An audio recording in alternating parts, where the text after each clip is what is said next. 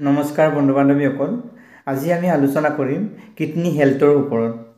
বহুতৰে আজিকালি কিডনীৰ সমস্যাই দেখা দিছে। এই ভিডিঅ' এজন ডক্টৰৰ পৰামৰ্শ বা আলোচনাৰ জৰিয়তে প্ৰস্তুত কৰা হৈছে।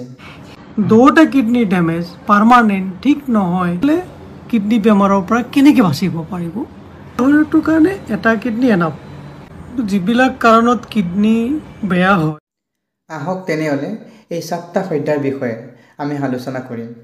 কিডনী হেল্থটো ভালদৰে ৰাখিবৰ কাৰণে আমি আমাৰ নিমখ কম বেছি পৰিমাণে খোৱাটো ডিপেণ্ড কৰে। অকণমান পাৰিলে নিমখৰ কোৱান্টিটি কমাই ৰখাটোৱে বেছি ভাল হ'ব। লগতে আমি কেঁচা নিমখ খাওঁ, কেঁচা নিমখ খোৱাৰ অভ্যাসো আমি এৰিব লাগে, কিয়নো এইটো নিমখে আমাৰ কিডনীত ডাইৰেক্ট প্ৰভাৱ পেলায়। নিমখ বেছি খালে আমাৰ শৰীৰত পানী জমা হ'বলৈ আৰম্ভ কৰে আৰু তেজ পনীয়া হয়। সেইকাৰণে নিমখ কণ্ট্ৰল কৰি খোৱাটো সকলোৰে দৰকাৰ। দ্বিতীয়টো হ'ল আমি ডিহাইড্ৰেশ্যন হ'বলৈ কেতিয়াও দিব নালাগে। ডিহাইড্ৰেশ্যন কেতিয়া হয়? যেতিয়া আপোনালোকে পানী নাখায়, তেতিয়া আপোনালোকৰ শৰীৰত ডিহাইড্ৰেশ্যন হ'ব পাৰে। পানী আমি গৰমৰ দিনত 2.5 লিটাৰৰ পৰা 3 লিটাৰলৈকেহে খাব লাগে। পানী আমাৰ শৰীৰত 70% ৰাখিব লাগে বুলিয়ে আমি পানী বেছিকৈ খাব নালাগে। নিজে ডিষ্ট্ৰিবিউট কৰি অলপকৈ যিমান পানীৰ দৰকাৰ ইমানহে খাব লাগে। পানী যিহেতু কিডনীৰ কাৰণে ভাল বুলি ভাবি 4 লিটাৰ 5 লিটাৰ একেবাৰে খোৱাটো ভাল নহয়। নিয়মিতভাৱে খালে কিডনী সুস্থ বা ষ্ট্ৰং হৈ থাকে। তৃতীয়তে, আমাৰ কিছুমান দৰৱ, বিশেষকৈ পেইনকিলাৰসমূহে আমাৰ কিডনীৰ ওপৰত বেয়া প্ৰভাৱ পেলায়। বহু দৰৱৰ বহুত ছাইড এফেক্ট থাকে আৰু এই ছাইড এফেক্টসমূহ নজনাকৈ আমি বহুতে খাই থাকোঁ।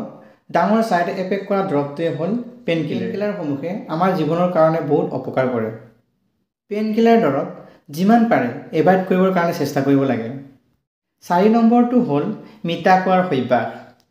আপোনালোকে নিশ্চয় জানে ডায়েবেটিছে আমাৰ কিডনীৰ ওপৰত বহুত ডাঙৰ প্ৰভাৱ পেলায়, কাৰণ তেজ ফিল্টাৰ কৰি এই তেজকে ফিল্টাৰ কৰে আমাৰ কিডনীয়ে। যেতিয়া ব্লাড পিউৰিফাই কৰিবলৈ চায়, তেতিয়া তাত চুগাৰ কোৱান্টিটি বেছি হয়। এই চুগাৰে আমাৰ কিডনীৰ ওপৰত অপকাৰ কৰে। 5 নম্বৰটো হ'ল স্মকিং আৰু এলকহল। এই দুটাই আমাৰ কিডনীৰ কাৰণে যথেষ্ট অপকাৰী। এলকহল স্মকিং কৰিলে আমাৰ তেজ চলাচলত অপকাৰ কৰে।